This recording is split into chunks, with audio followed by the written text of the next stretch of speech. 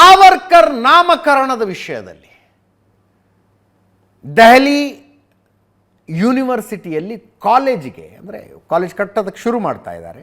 Savarkar college ಅಂತ ಹೆಸರಿಟ್ಟು ಗುದ್ಲಿ ಪೂಜೆ ಮಾಡಿದ್ರು ನಜಾಬ್ಗಢ ಕ್ಯಾಂಪಸ್ನಲ್ಲಿ. ಆ ವಿಷಯದಲ್ಲಿ ಬಿ ಜೆ ಪಿಗೂ ಕಾಂಗ್ರೆಸ್ಗೂ ಒಂದು ಟಾಕ್ ಫೈಟ್ ಶುರುವಾಗಿದೆ. ಮನಮೋಹನ್ ಸಿಂಗ್ ಹೆಸರಿಡಬೇಕಾಗಿತ್ತು. ಈ ದೇಶದ ಎಜುಕೇಷನ್ಗೆ ತುಂಬ ದೊಡ್ಡ ಕೊಡುಗೆ ಕೊಟ್ಟಿದ್ದಾರೆ ಅವರು. ಮನಮೋಹನ್ ಸಿಂಗ್ರ ಹೆಸರಿಡಬೇಕಾಗಿತ್ತು, ಸಾವರ್ಕರ್ ಹೆಸರಿಟ್ಟಿದ್ದೀರಿ ನೀವು ಅಂತ. ಈ ರಾಹುಲ್ ಗಾಂಧಿ ದಕ್ಷಿಣದಿಂದ ಉತ್ತರದ ತನಕ, ಪೂರ್ವದಿಂದ ಪಶ್ಚಿಮದ ತನಕ ಪಾದಯಾತ್ರೆ ಮಾಡಿದ್ರು. ಒಂದು ಕಡೆನೂ ಮನಮೋಹನ್ ಸಿಂಗ್ ಹೆಸರು ಹೇಳಿಲ್ಲ ಅವರು.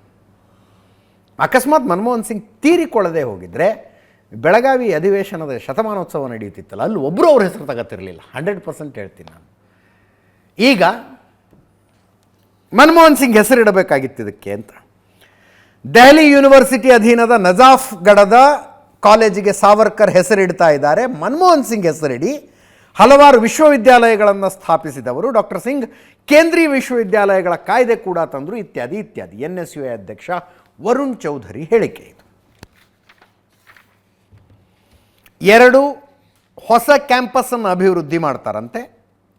ಪೂರ್ವ ಕ್ಯಾಂಪಸ್ಗೆ ವೀರ ಸಾವರ್ಕರ್ ಹೆಸರು, ಪಶ್ಚಿಮ ಕ್ಯಾಂಪಸ್ಗೆ ಸುಷ್ಮಾ ಸ್ವರಾಜ್ ಹೆಸರು. 140 ಕೋಟಿ ರೂಪಾಯಿ ಬಜೆಟ್ ಇದ್ರು.